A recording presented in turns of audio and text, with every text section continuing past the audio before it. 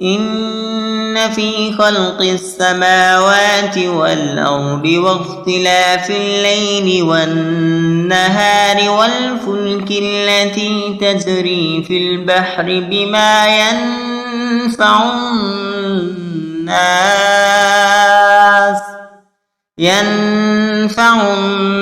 الناس وما أنزل الله من السماء من ماء فأحيا به الأرض بعد موتها وبث فيها من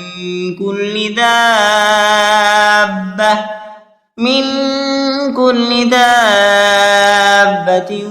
وتصريف الرياح والسحاب المسخر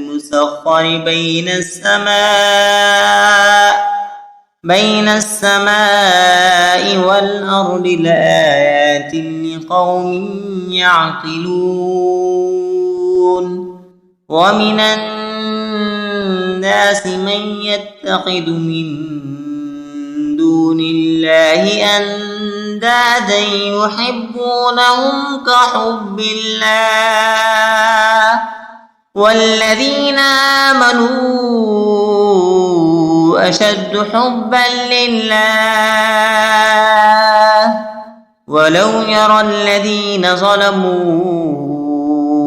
إذ يرون العذاب أن القوة لله جميعا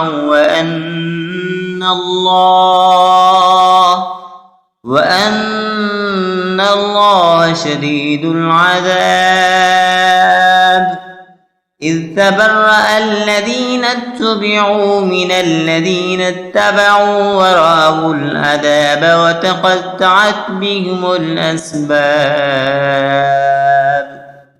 وقال الذين اتبعوا لو أن لنا كرة فنتبرأ منهم كما تبرأوا منا كذلك يريهم الله أعمالهم حسرات عليهم وما هم بخارجين من النار.